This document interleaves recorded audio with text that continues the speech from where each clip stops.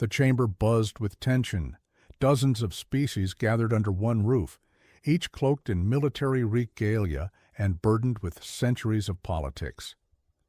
Amidst the towering figures and crystalline skin tones, one thing drew every eye: an empty, black chair forged of obsidian and steel, untouched by time.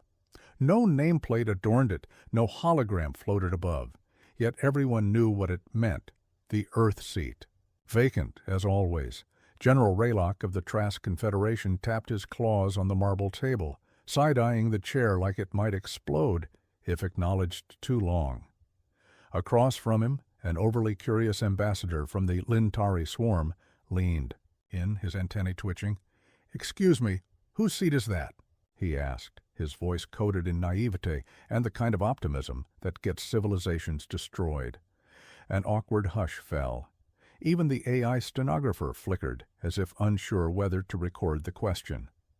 Raylock sighed, drawing a deep breath, like he was about to recite a curse. "Earth," he said simply. "That's their seat." "The humans?" "But they're extinct, aren't they?" the ambassador asked innocently. "I mean, they haven't shown up for over 200 cycles." "They're not extinct," muttered Admiral Gakar of the Zintari Dominion, his voice grating like stone dragged across steel. "They're absent, intentionally."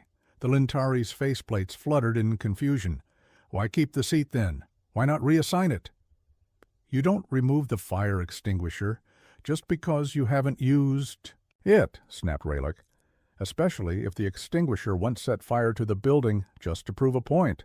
The Lintari ambassador blinked. "That doesn't make any sense." "Neither do the humans," Raylock replied dryly. The chamber turned unusually quiet, as if the walls themselves remembered. It was Chancellor Vrila of the Ith Coalition who finally broke the silence, her voice smooth and deliberate. "Do you know how many times we've convened this council to discuss threats across the quadrant? Hundreds. Sometimes over petty trade wars, sometimes facing extinction-level crises, and every time that seat is left open, not out of respect, out of fear." Another diplomat, this one from the crystalline Korushard clans, chimed in. "The last time someone joked about sitting in the human seat as a prank, his species lost. Atmospheric rights on 3 of their planets, still classified as coincidence, and of course, it wasn't," muttered Admiral Gakar. "I was there. But what did they do?" the Lintari pressed. "What made them so dangerous?" Raylock glanced at him like he had grown extra antennae. "You're young. You didn't see the war, the only war." There was a pause, then a low chuckle from Vrila. "It wasn't even a war. It was a massacre we accidentally signed up for." The Lintari ambassador leaned forward. "Tell me." Raylock tilted his head, memories clearly bubbling to the surface, the kind he tried to drown but always resurfaced when he saw that chair. "They didn't want the war. Not at first. We underestimated them. Everyone did. They were late to the spacefaring scene, lagging behind in propulsion tech, and still fighting amongst themselves. The Zintari saw an opportunity, a new world rich in resources, barely defended, and full of primitive bipeds with fragile bodies. And too many opinions? We invaded," Gakar grunted. "Biggest mistake of our existence." Raylock nodded. "We sent fleets, 4 of them, each capable of raising entire continents. We broadcast our intentions as protocol demands. They didn't respond.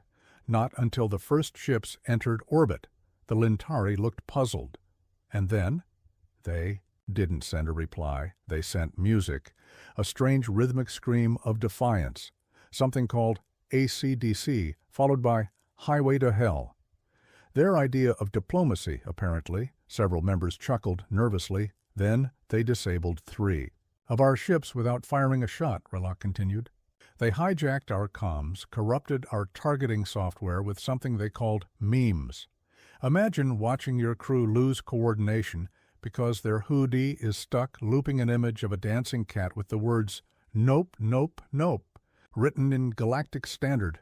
They hacked a galactic dreadnought using a modified gaming console, Gakar added grimly. That's impossible, the Lintari protested. With humans, everything is possible, Vrila said, including things that defy known physics and all common sense. Raylock leaned forward.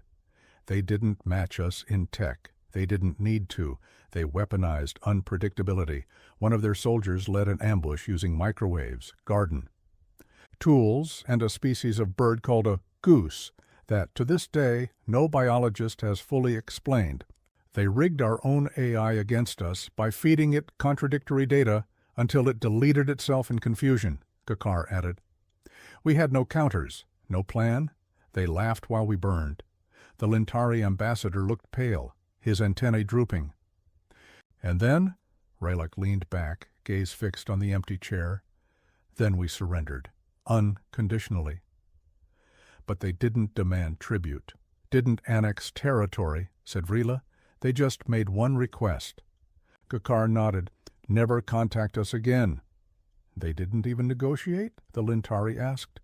They didn't have to, Raylock replied. They made their point. That chair is their point. But surely someone has tried again, the Lintari said. That was centuries ago. Maybe they've softened. Once, Vrila said. A minor power sent a probe. It didn't even reach orbit. It vanished. And by morning, every network across the sending empire had been replaced. With a single image, a smiley face, blinking. No one claimed responsibility. But the meaning was clear, Raylock muttered. They're still watching. The ambassador sat back, stunned. Around him the chamber buzzed again, murmurs returning like cautious waves. That chair, still empty, absorbed the weight of every word. Every species here has the same file marked eyes only, Vrila said. Inside is a document, untranslated, just one sentence long. We all got it after the war. It reads, you get one mistake, just one. And none of us want to find out what the second mistake looks like, Gakar finished. The Lintari swallowed.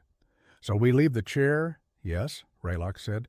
We leave it, because the only thing more terrifying than humans in that seat is the moment they choose to sit in it again. The Zenthari Dominion wasn't known for subtlety. Their fleets were colossal, their diplomats arrogant, and their weapon systems blared orchestral warnings before firing, just so their enemies knew who destroyed them when they set their sights. On Earth, it wasn't a matter of if they'd win, but how quickly. The High Command didn't consider it a military operation. It was a cleanup job. According to their projections, the humans wouldn't last a single planetary cycle. That was their first mistake. The invasion began on a Tuesday. Earth didn't respond to the diplomatic demands, didn't send a delegate, and didn't even bother, scrambling its limited orbital defenses. To the Zenthari, that confirmed everything. They were primitives. But 2 minutes after entering low orbit, 3 dreadnoughts lost power. Not to weapon fire, not to sabotage, but to what the Zenthari engineers later identified as a network breach originating from an Earth-based public Wi-Fi hotspot named FBI Surveillance Van 42. The commanding admiral dismissed the glitch. Let them have their fun, he scoffed. Begin atmospheric descent. That was the second mistake. As their troop carriers dropped through the clouds, they encountered their first resistance. Not military, but electromagnetic. Earth's unfiltered atmosphere, laden with civilian signals, GPS traffic, and something called TikTok, interfered with their neural command interfaces. Several pilots lost control of their landing craft and crashed into lakes, forests, and in one memorable case, the world's largest cheese factory. Survivors were pelted with shredded dairy before being taken hostage by what Earth News reports called enthusiastic Wisconsin locals. Then came the boots on the ground. Zenthari. Infantry touched down expecting organized resistance, battalions, tanks, strategic countermeasures. Instead, they found chaos, not defensive chaos, creative chaos. One unit was ambushed by teenagers wielding paintball guns, slingshots, and inexplicably glitter-filled drones. Another was lured into an abandoned warehouse where every corridor looped on itself like an Escher painting. A later analysis revealed the humans had hacked their motion trackers using nothing but smoke machines and Roombas. Attempts to retaliate were met with bizarre tactics. A platoon chasing a fleeing truck realized too late it was a decoy loaded with concentrated skunk spray and a detonator wired to the vehicle's horn, which endlessly looped a recording of Baby Shark until detonation. It didn't kill anyone, but the trauma reports filled volumes. By day 3, the Zenthari attempted to bomb a known resistance hub. They dispatched a cruiser to obliterate what intelligence said was a human command center in a city called Cleveland. What they didn't know was that Cleveland had been evacuated and replaced with thousands of inflatable decoys, tanks made of bouncy castle material, cardboard helicopters, and even mannequins holding signs that read, "Totally real humans here." The bombing accomplished nothing, and the Zenthari were later taunted when the Human News Network displayed a giant banner over the site. "Thanks for the fireworks." By day 5, the invasion commander ordered orbital strikes, but when targeting a software attempted to lock on, it crashed, overloaded with unauthorized downloads. The humans had somehow uploaded thousands of cat videos, pranks, and lectures about quantum physics into the fleet's system memory. One battleship's AI refused to function until the crew completed a mandatory tutorial titled Introduction to Ethical Leadership. A field operative captured in the Amazon jungle, where she was ambushed by villagers using ancient blowguns and a swarm of bioluminescent frogs, was interrogated by her own side. "How did they coordinate?" her commander demanded. "There's no chain of command," she answered, trembling. "There doesn't need to be. They don't think like us. They don't follow logic. They weaponize inconvenience." It was around this time that humanity broadcast their first official message. Not a declaration of war, not a surrender, but a short video clip transmitted onto every Zenthari screen, regardless of security protocols. It featured a human in sunglasses, sipping a beverage labeled energy drink, saying only, "Y'all picked the wrong planet." The signal then ended with a sound clip of a toilet flushing. Zenthari morale began to collapse. Soldiers deserted. Officers went silent. A general accidentally vaporized his own transport shuttle in a panic when he mistook a swarm of pigeons for attack drones. By day 10, the humans still hadn't launched a single conventional counterattack. No missiles, no orbital bombardments, just relentless, mind-bending improvisation. One squad reported being lured into a suburban cul-de-sac where the houses were all traps. Doors locked behind them, microwaves activated themselves, and one trooper claimed his armor was disabled by what Earth engineers later called a hacked Alexa command loop. Human prisoners refused to cooperate. One of them, a middle-aged mechanic from Detroit, calmly told his captors, "We're not mad, just disappointed." That same day, the invading ship above his city crashed into a McDonald's after losing all steering control to what analysts discovered was a corrupted software patch titled Clippy Update Final 2 XC. The Zenthari begged for reinforcements. None arrived. The Dominion's Central Fleet, dispatched as backup, went dark before reaching Mars. When a scout ship was sent to investigate, all they found was a floating banner in space anchored to an asteroid, reading, "Turn back, Earth is closed." Then came the message that ended everything. To Zenthari High Command. From unknown origin. Subject, ceasefire body. You've made your point, we've made ours. Leave, don't return. This was the nice version. It was unsigned. No metadata. No trace. Zenthari Fleet Command, shaken to their core, ordered a full retreat. Units scattered. Ships self-destructed to avoid capture. A truce was declared, not with Earth, but with their silence. No terms, no negotiations. Just unconditional, immediate exit. Afterward, the Galactic Council summoned an emergency session. There was confusion, horror, curiosity. How had Earth done it? How had they defeated a force 10 times their size without declaring war, without mobilizing a formal army without ever really fighting? Speculations abounded. Some said humans had psychic warfare technology. Others whispered that Earth's madness was its greatest weapon. One analyst described it best. They are chaos, concentrated caffeinated chaos, and they don't even need to win. They just need you to realize you never had control. From that day forward, humanity was no longer seen as prey or a minor annoyance. They became a question no species wanted to ask twice. Their space remained untouched, their skies unviolated, and their seat at every war council left eternally open, because the galaxy learned that while Earth may laugh in your face, what follows is no joke. The Brelthok Union thought they were clever. They didn't invade Earth. They didn't even threaten it. No, they investigated it. Quietly, scientifically.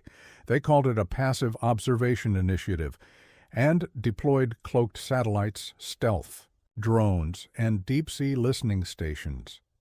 Their idea was simple. Study the humans long enough, understand what made them so feared, then replicate or neutralize it. That was their first mistake, assuming humans made sense. At first, the data made no impression. Physiology subpar, weak musculature compared to predators. Vision limited. Respiration oxygen dependent. Lifespan short. And their technology inconsistent. Earth had satellites with advanced communications and also spent decades arguing whether Pluto was a planet. The Brelthok classified the species as chaotically evolving anomalies filed under dangerous but dumb. Their second mistake was sending a team of elite analysts to infiltrate Earth cultures remotely. They created synthetic human avatars to pose as locals. They blended into society. They got jobs. Some even went on dating apps. That's when the report started to get weird. Agent X9 Theta filed a psychological emergency protocol, citing unresolvable confusion regarding human humor. He had spent 4 weeks embedded in something called a startup, where employees consumed excessive caffeine, worked voluntarily past midnight, and called stress the grind. 1 week later, he resigned, citing existential dread and exposure to something called office karaoke. Agent T22 Beta filed a data corruption claim after watching over 400 hours of Earth media, trying to understand leadership structures. She reported that in human culture, authority figures ranged from talking sponges to billionaires in flying suits, and that they regularly appointed toddlers and animals as protagonists in their war documentaries, which they call cartoons. Her final message read simply, "None of this is real. None of this makes sense. They're not pretending to be insane. They are." But it was Agent K7 Nu who caused the actual crisis. He became enamored with a subculture known as conspiracy theorists.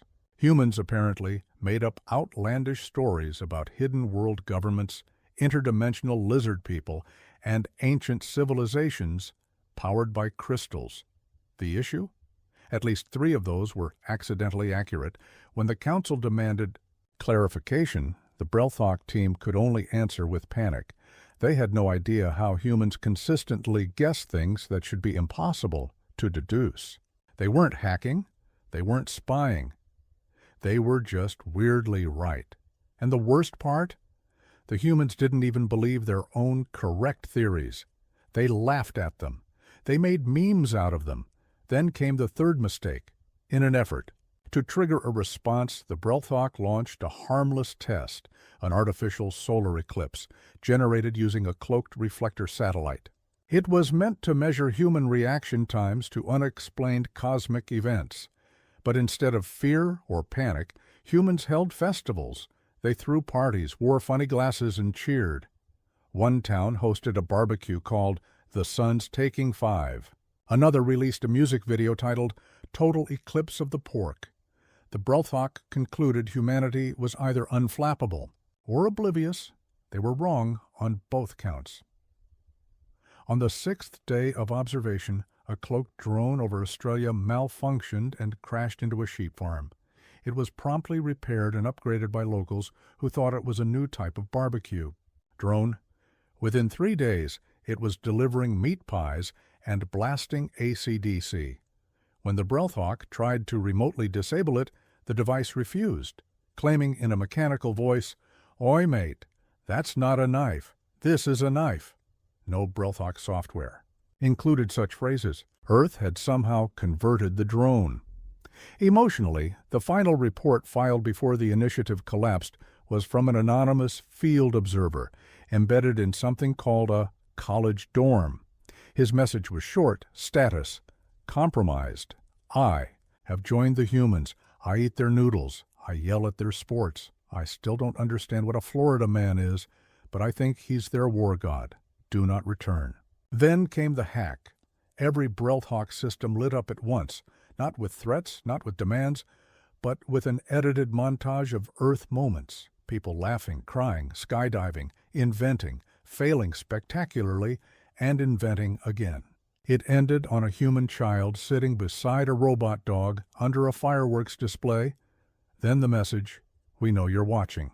We watch back. You try to understand us, but you can't. Because we're not a puzzle. We're a paradox. And we like it that way." After that, every Breathhawk satellite over Earth deactivated itself. Their oceanic probes launched into space and self-destructed mid-flight. The Council received a formal notice from the Union. Earth is not to be studied, provoked, or engaged in any form. Observation has failed. We cannot contain that which refuses to be categorized. The Galactic Council held a private summit. Afterward, the Earth seat remained empty. Again. "They never escalate," murmured the Othan Primarch. "They just exist, and that's enough to drive entire species mad." "They defy models," the Kuthari Mind Spire agreed. "We design equations to predict patterns. Theirs are fractals made of irony." A new ambassador, fresh and wide-eyed, asked, "Shouldn't we try again?" Peacefully, diplomatically, Vrila, ever poised, answered without turning her head. "You can't negotiate with something that hasn't defined itself. Earth isn't a state. It's an ongoing joke that the galaxy keeps misunderstanding, and the punchline always changes," Gakar added. "They have no pattern, no singular goal, and no limits. That's why the Breathhawk failed. They tried to understand humans. You don't understand fire by hugging it." The ambassador shook his head. "But surely they must want contact someday. Cooperation." Raylock, whose claws twitched nervously every time the Earth seat was mentioned, leaned in. "Maybe. But when they do reach out, it won't be because we invited them. It'll be because they're curious. And when that happens, just pray you're not interesting enough to attract their full attention." From that day, the Council revised its first contact protocols. A new clause was added, in bold, at the top. If Earth responds, respond calmly. If Earth ignores, be grateful. If Earth laughs, run. The empty chair was polished once a cycle, not in reverence, in preparation, because one day the humans might stop watching and start walking in. No one wanted to be the one who provoked the moment Earth sat down. The Intergalactic Arbitration Summit had never seen full attendance, until now. For once, every empire, syndicate, theocratic swarm, and corporate hive mind had sent a representative. Even the eternally late Malrathi arrived early, wearing ceremonial cloaks woven from compressed nebula dust. They all gathered in nervous silence, casting sideways glances at one chair, polished obsidian, emblazoned with no insignia. The chair for Earth. Still empty, still terrifying. The agenda was simple, the Trivar conflict. A border dispute over 2 uninhabited moons that somehow escalated into a planet-scalding war. Billions in damage, trillions in debt, and 5 offended. Monarchs later, the galactic powers, begged for resolution. Someone murmured that Earth could have ended it in a week. Someone else said, yes, but they'd do it with sock puppets and orbital graffiti. The council chair opened the floor. Gakar stood. I move we issue a formal invitation to Earth. Request mediation. One message, no pings. Heads turned. Nervous antennae twitched. Whispered arguments erupted in 17 dialects and 3 scent-based languages. Eventually they agreed. The message was sent. One carefully encrypted, non-invasive invitation to Earth's representative, if they existed, to attend the summit and offer their unique insight. Exactly 6 hours later, the chair was no longer empty. No one saw them arrive. There was no transporter hum, no warp signature, not even a polite knock.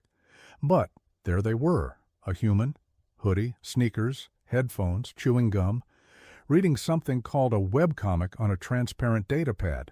Silence devoured the chamber. "Yo," the human said without looking up. Diplomats leaned forward. The Orthon hive clicked their mandibles in reverence. The Tjal emissary tried to bow and dislocated 3 knees. Everyone waited. The chair cleared their throat. "Welcome. Do you accept the role of arbiter?" "Sure," the human said, still reading. "What's the beef?" The council rushed to explain. Maps, stats, war crime summaries, economic collapse models. The human barely listened. They scrolled, paused, looked up. "So, 2 moons? No life?"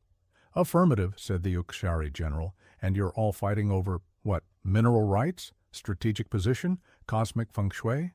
A few nods. The Malrathi dignitary muttered, "Our ancestors claimed the left moon during the nebular pledge." The human blinked. "You guys ever heard of rock, paper, scissors?" No one answered. The human stood. "Okay, get your 2 top diplomats. We settle this with rock, paper, scissors. Best 2 out of 3. The chamber fell into horrified confusion. "Surely you jest," the Varn diplomat choked. The human grinned.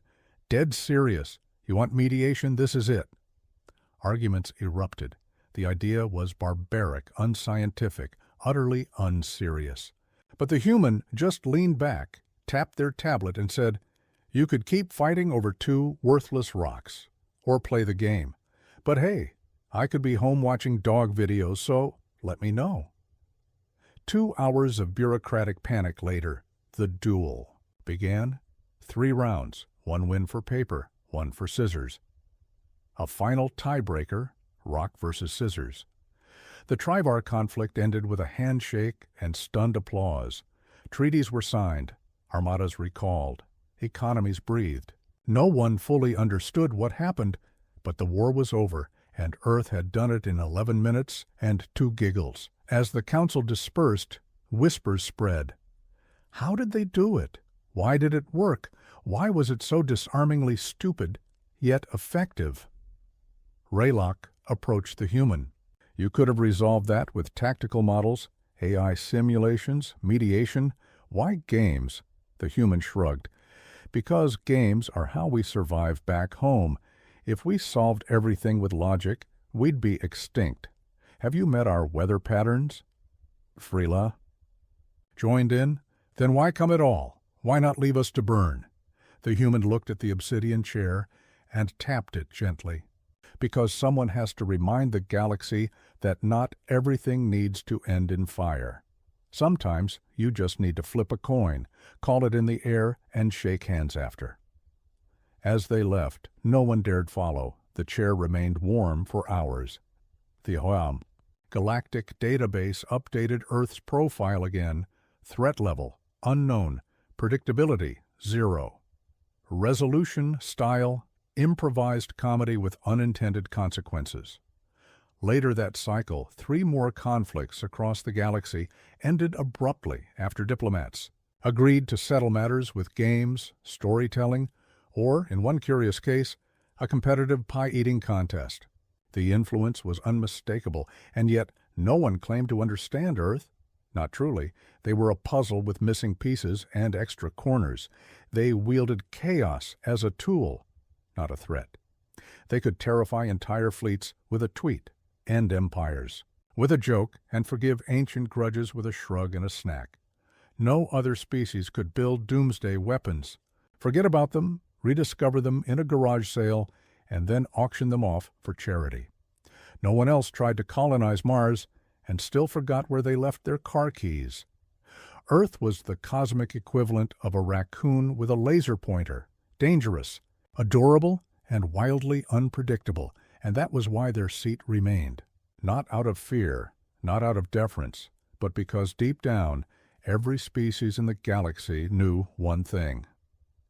If Earth ever truly got serious, really serious, nothing would be left standing. So they left the seat open, always, just in case the day came when humanity decided they weren't done laughing, just ready to lead. And on that day, every alien war council, no matter how vast or ancient, would finally learn why Earth never needed an invitation.